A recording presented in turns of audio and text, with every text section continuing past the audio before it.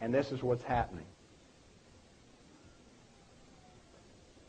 I'm going to have to move a little faster than I planned on. I always talk longer than I plan on. Now let's move to adults. So we know that children are 4 times more sensitive. Look at some adults. The brain is at risk for these different reasons. Now one, the brain has one of the highest concentrations of polyunsaturated fats. It's about 50% polyunsaturated fats. Polyunsaturated fats are easily oxidized. You're all familiar with rancid. Things becoming rancid. That's what oxidation of a fat does. Well, in your brain, you have a very high concentration of oxygen, one of the highest concentrations of any organ. It consumes 20% of all the oxygen in your blood, even though it's about 2% of the weight. So it's consuming enormous amounts of oxygen in the face of those polyunsaturated fats. So they become very easily oxidized. Brain normally has iron in it, but the iron is protected by being attached to a protein. As you begin to get older, that iron is released, and you get free iron in your brain, which is very dangerous. The older you get, the more iron is released. Iron is one of the most powerful generators of free radicals, and that's thought to be one of the reasons why the brain starts aging, and you have these problems with brain aging. And aged brain cells are more sensitive to free radical damage than a young brain cell. Much more sensitive, about 4 times more sensitive. This is just some of the changes that occur when your brain ages. You lose some of the receptors. The cell membranes change. They become stiffer. It's difficult to get the nutrients into the cell as you get older. The cell cannot produce as much energy as it used to. There's accumulated free radical damage over your entire life, so that you begin to damage the DNA, damage the protein, damage the lipids, and this accumulates throughout your entire lifetime. And remember, we said the way that excitotoxins kills the brain cell is by generating lots of free radicals. So you're speeding up this aging process significantly when you're exposed to those substances. Now we know that there's 3 things that are associated with increased excitotoxicity. We already said an immaturity of the brain makes you 4 times more sensitive. Second is energy deficits. Anytime a brain cell has difficulty generating energy, it becomes infinitely more sensitive to excitotoxins. So if you have low blood sugar, if you're running a race and you didn't eat properly and your blood sugar is falling, if you're dieting severely, if you have a disorder of your mitochondria and you can't produce the energy, whatever the cause of a lack of energy in that brain cell, it's going to magnify the excitotoxic process. And it can magnify it as much as 100-fold. It can magnify it so much that even a normal concentration of glutamate in your brain can be toxic. Magnesium deficiency is the third thing. Magnesium deficiency in this country is very common. A recent review showed 75% of people are magnesium deficient. Magnesium protects that little pore where the calcium comes in. It closes the hole. If you take a human being and you make them hypomagnesic, that is, you remove the magnesium, they will have a seizure, and they will go into a coma. And before that, they'll become psychotic. And this has been done or seen many times in clinical patients. And if you give them magnesium, they turn back to normal, if you do it in time. And that's because magnesium prevents this excitotoxicity process. This is just the cycle we've already talked about, that excitotoxins cause free radicals. Free radicals damage things inside of the cell. It damages the DNA, the proteins, the lipid membranes. So it does a lot of damage to your cell. And that damage accumulates over a lifetime. And that's basically what aging is. And we see that certain types of DNA are more sensitive than the others. Your mitochondria has its own DNA. It's 10 times more sensitive than the DNA you normally think of in the nucleus.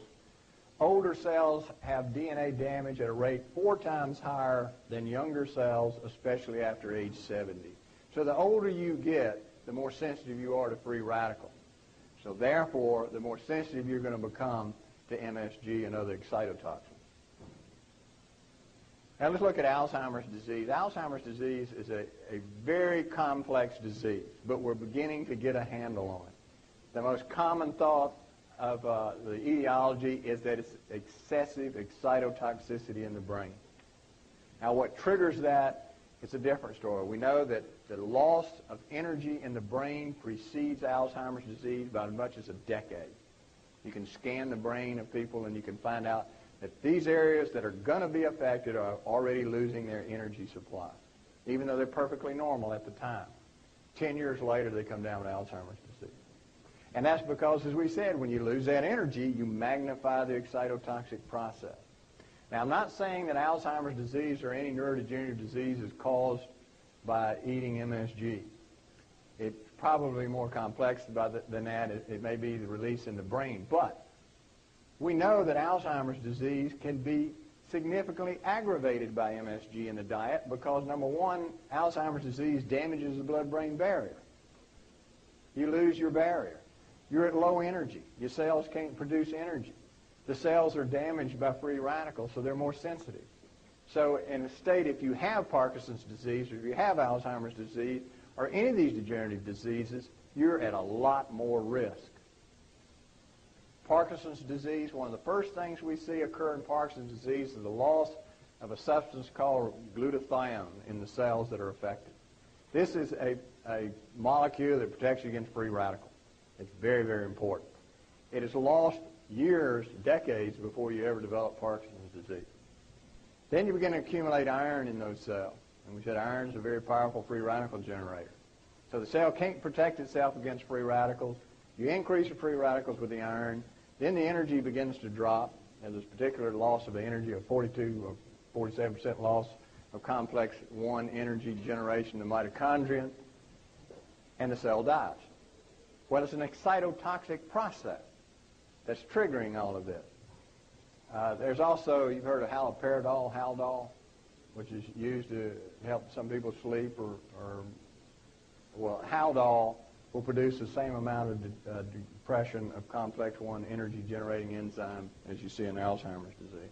In Parkinson's disease. These are the common things you see. The important ones you need to know is people that develop these degenerative brain diseases all have low vitamins in their brain, particularly antioxidant vitamins. Very low magnesium in all of these diseases is very low. Cellular energy is low in all these diseases. High iron content, high free radicals, all this oxidation in their cells, and high intracellular calcium. There's an obsession with taking calcium in this country. They tell the elderly, you've got to have this calcium, eat these Tums, take this calcium supplement.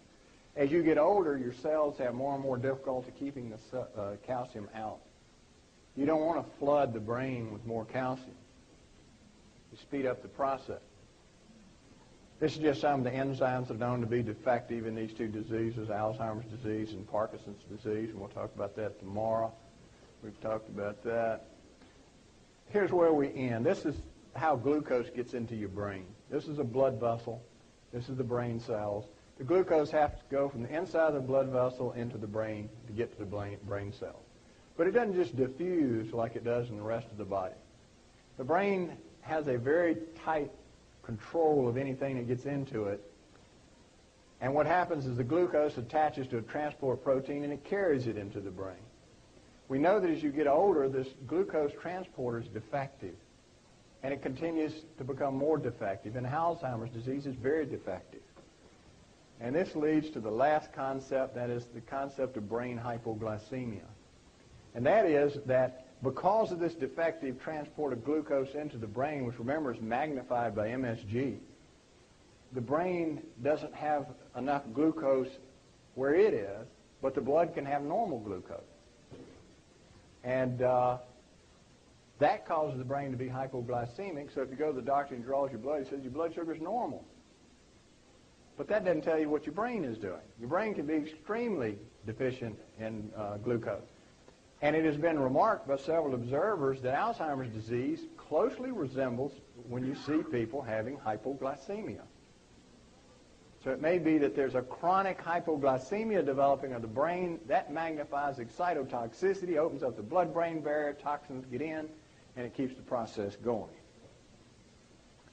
And lastly, the point I want to emphasize is something that Vicki was saying. Your entire metabolic processes is programmed from birth. And they found in multiple studies that If you look at the weight and size of a baby when it's born, that's going to affect its metabolism from then on. If it's small and thin and unhealthy to begin with, it will alter the metabolism for the rest of that child's life. So whatever you do early on, MSG or whatever, to alter the metabolism, alter these nerve cells, it's going to affect that child from then on. And that's why I wrestled with this book. I said, knowing what I know, I can't keep this silent. People have to know this. This is so frightening and so scary, and it is in all the food that people need to know. So we'll end there since they're flashing cards at me.